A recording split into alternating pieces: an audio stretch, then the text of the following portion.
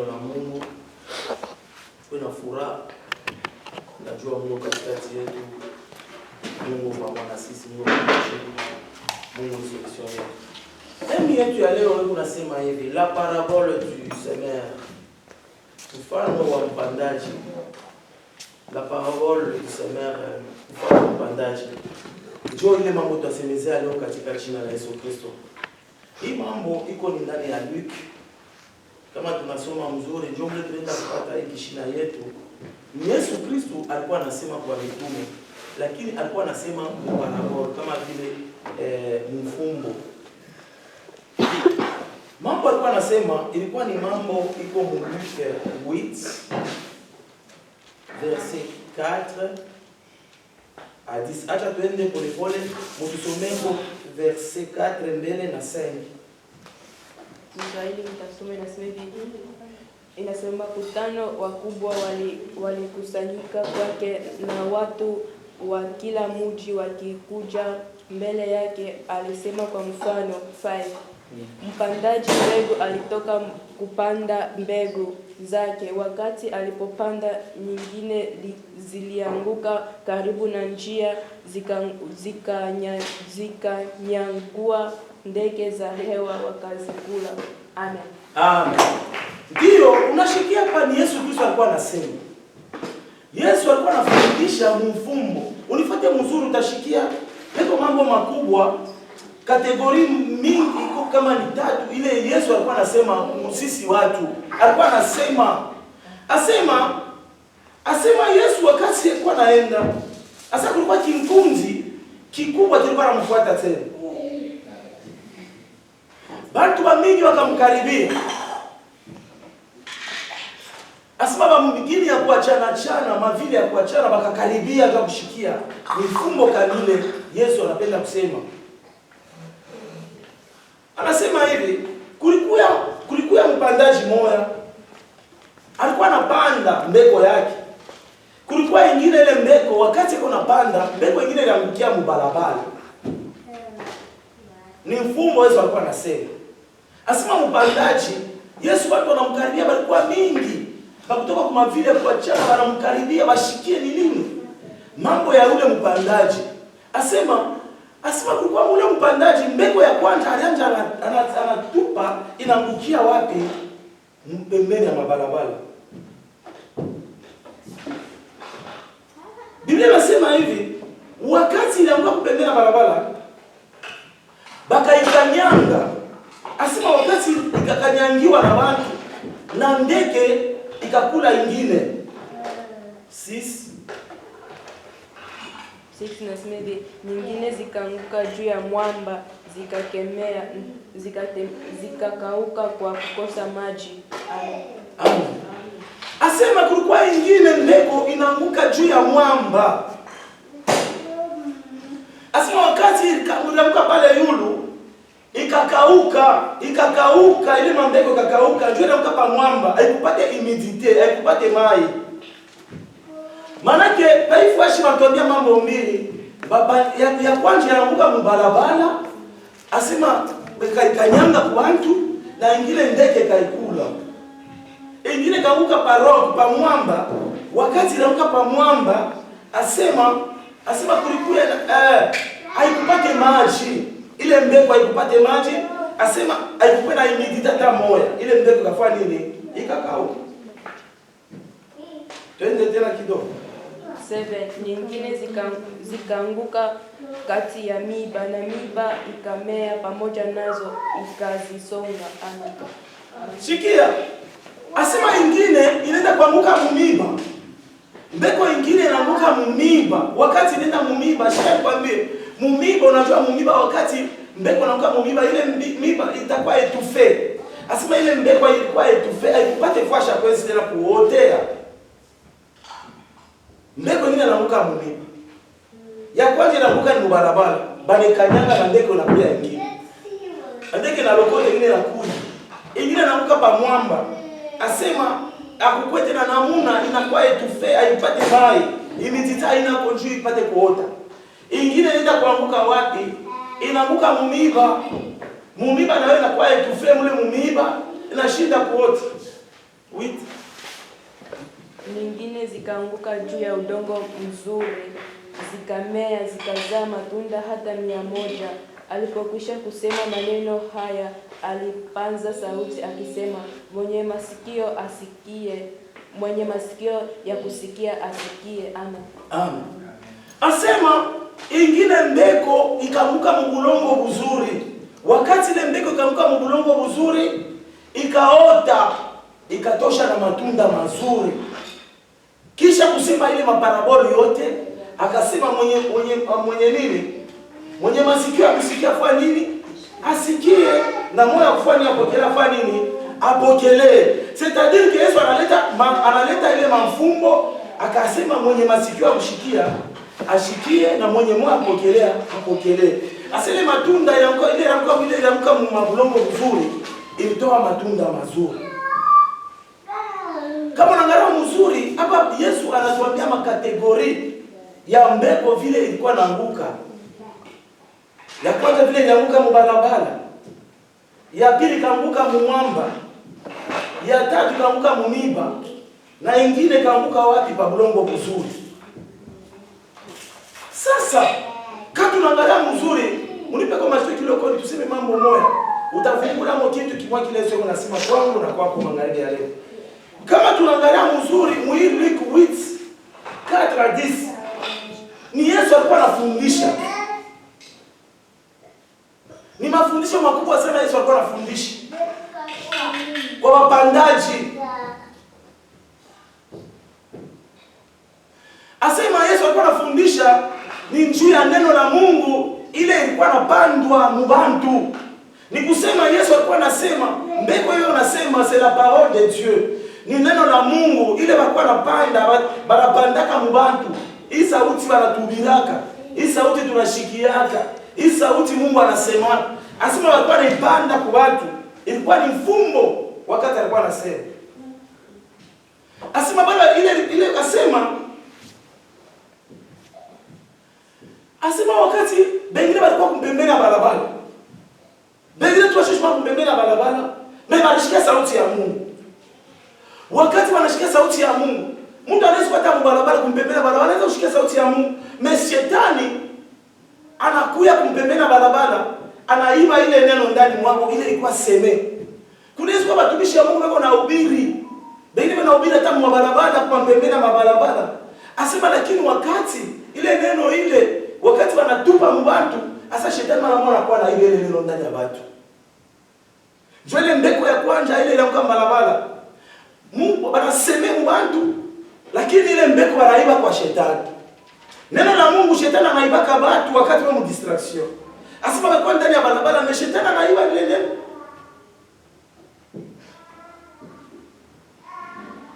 C'est pourquoi watu wa mingi neno la Mungu wako na shanga ndani mwao. Beko nawaambia mambo ya Mungu, lakini shetani eko nakuwa na ile neno. Wale watu wanatoka viti. Wakati wanasema tu njoo ya neno la Mungu, shetani anakuwa ananyang'anya neno ndani mwao. Lakini anatoka empty. Anataka kile kimwana bakiana kio ndani mwao. Njoo ya nini shetani alijua sema, hii wakati wanawapatia neno hii, acha niibe neno ndani mwao. Wakati anaiba neno ndani mwao, barabakia viti, shetani anabacha viti. Après avoir kushikia neno la Mungu, après avoir kushikia vile Yesu Kristo anasema, shetani anakuja na iba neno la Mungu. Semence yote anabeba. Shetani ndio anafanyaka ndani ya watoto ya Mungu. Kama unafuata ile nyingine wanatuambia, asema ingine inaanguka sur le roc, inaanguka pa mwamba. Asema kuna ikalaka mfano mwingine, bengine wanawapatia neno la Mungu. Watu wengine wanarecevoir neno la Mungu ndani mwao. Na ile furaha yote. Wakati wanapokea neno la Mungu kwa furaha na bidii yote. Nani ya wale watu hamuna rasini, hamuna mijiji, jule neno ufani ni yote. Jule maneno iko naanguka ndani ya mwamba, naanguka pa mwamba. Asime naanguka pa mwamba, haipate humidite, haipate mai.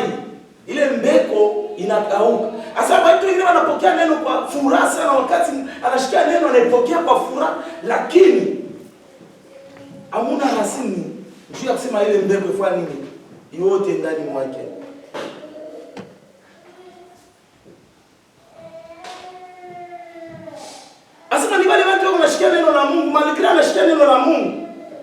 anashikia vile Mungu anasema kwa maisha yake. Asema lakini banasema mzuri, neno ya mzuri anashikia lakini haipate mai. Maana yake ni kusema nini? Ni wale watu atapokea na furaha, anashikia Mungu anasema kwa maisha yangu. Ni vya kweli mambo anasema ni yangu. Bali ni vya kweli wanatabiri kwa maisha yangu. Asema kama jaribu mwana mkuya, par exemple maladie inamtokelea kwa maisha yake. Ou bien souffrance mwana mtokelea kwa maisha yake.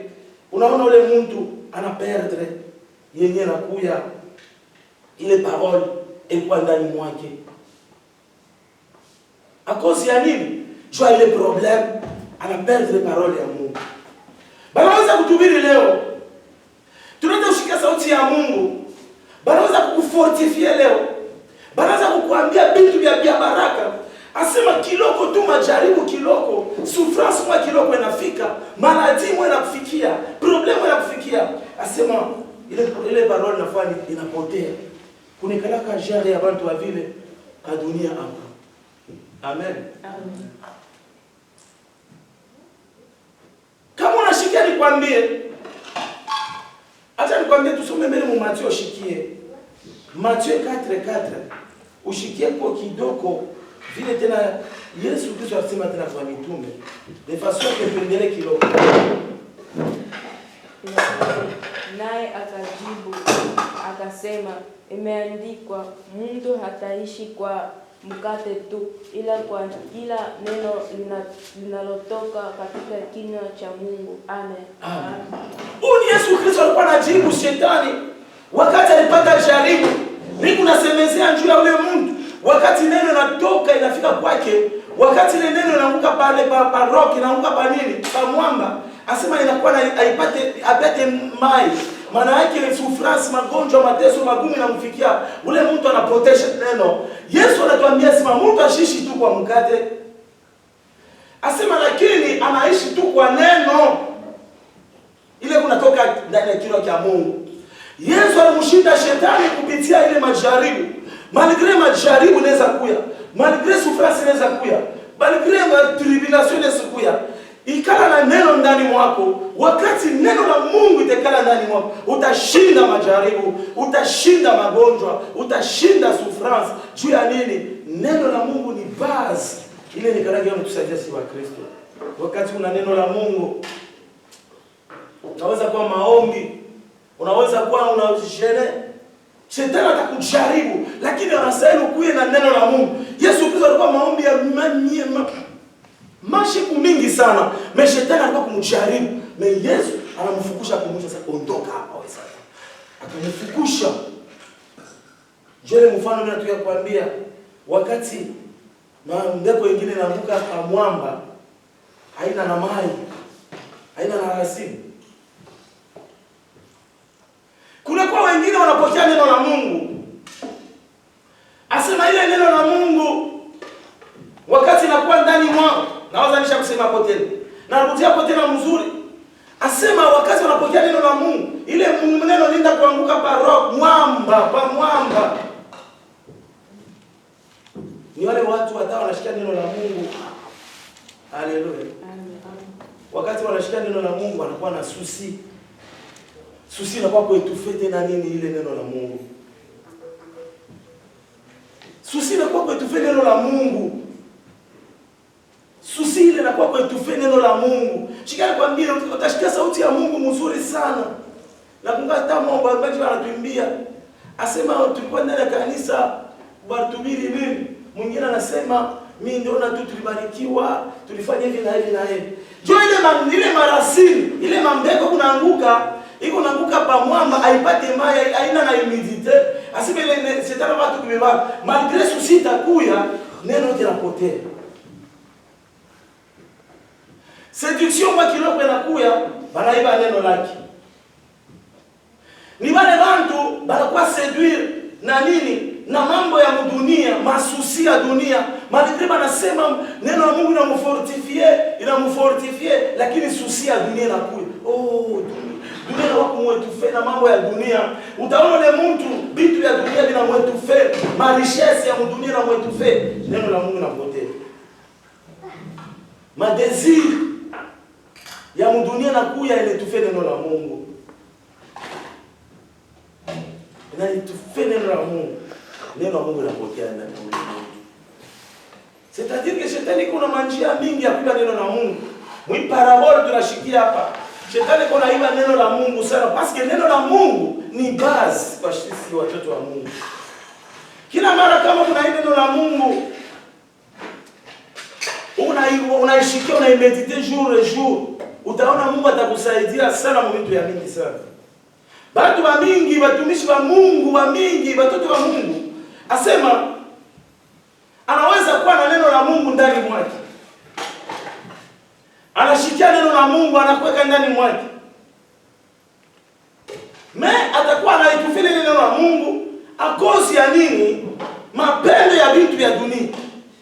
Kutamania vitu vya dunia anaitufile neno la Mungu. Unaweza kuwa mtumishi, unaweza kuwa nani, prophet, bishop nani, na tena matitre watu wanapenda kujipanga. Lakini kama tu uko na neno la Mungu ndani mwako na una besoin ya vitu vya dunia, mali ya dunia, vitu vya dunia, furaha ya dunia, unajua sema shetani anaitufele inakuwa itufele neno ya Mungu ndani mwako.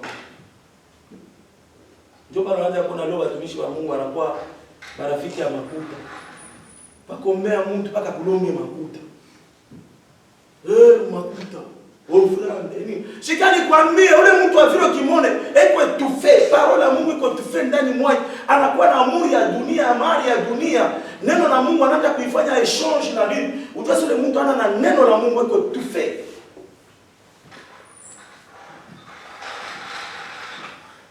Tutira attention sisi wote tuko hapa. Kila mara maisha yetu, kila siku ya maisha yetu, tira attention de kupitisha neno la Mungu ndani mwako. Kuya na manyumba, kuya na mavoiture na mamakuta. Bile vitu biko na etufe parole ya Mungu. C'est pourquoi nanja kuna bantu ba mingi sana. Ima bona sana kwa bantu ba mingi sana mu makanisa. Batumisha Mungu ba mingi makanisa. Banana kwa etufe neno la Mungu njoo ya kupenda makuta na vitu ya furaha dunia, kupenda mali ya dunia, kupenda vitu vya nje. Neno la Mungu linakuwa etufe. Utashimama unasema parole yako haitakuwa na effet, itakuwa sans effet. C'est pourquoi tu tiras attention sana. Il faut mourir napenda kuambia siku ya leo. Neno la Mungu hapana kuetufe na vitu ya dunia. Ile asemele mbeko ilianguka pa bulongo buzuri. Ni neno la Mungu inaanguka pa bulongo buzuri. Bulongo buzuri ni nani? Ni ule mtu anapokea ile neno, anaingisha mu pratique na ile neno inaota mwili. Inafanya maeffe ya nguvu sana, inaleta mareponse, inaleta maresultat. Ni ile bulongo buzuri. Parole ya Mungu iko ndani ya ule mtu. Inaanza kuleta mafui mzuri. Inaanza kujenga ndani ya Mungu, inabariki watu, inafanya miujiza. Parole ya Mungu inafanyaga miujiza. Kwa parole tu ya Mungu iko ndani mwako, ukiprononcer parole ya Mungu inajengaga na inataka miujiza, inakreaka miracle ndani ya maisha yetu, ndani ya maisha ya watoto yetu, ndani ya ministère yetu. C'est pourquoi neno la Mungu tushietufe. Batu wengine wanapata ile semence.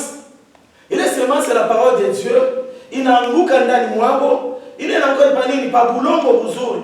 Bulongo buzuri bunakeiri neno la Mungu. Bulongo buzuri ni nani? Ni mtu ndio anakeiri neno la Mungu.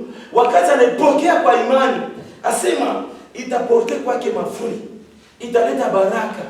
C'est pourquoi neno la Mungu kila mara kama unaishikia, uishikie, uweke en pratique, useme Mungu anasema kwa maisha yangu. Ile neno italeta fruit kwa maisha yako. Italeta resultat kwa maisha yako. Itakubariki. Ile iko impossible itakuwa possible kwa maisha yako. Neno la Mungu linakreaka. Yesu Kristo alikuwa tunasema ni kwa neno tu. Alikuwa anaombea tu kwa neno fupi watu wapone. Mungu muumbaji wa mbingu na dunia Baba aliumba kila kitu kutoka à travers de la parole de Dieu. Aliumba kila kitu. Kitu fulani kikuye kwa kilikuya hapo. Aliumba hiki kifanyike kilifanyike. Aliumba hiki kikuye. Mai kuye. Alifanya hivi, aliumba bande kupitia tu neno la Mungu. Wakati neno la Mungu iko ndani ya mtoto ya Mungu, ukuye mkubwa, ukuye mdogo.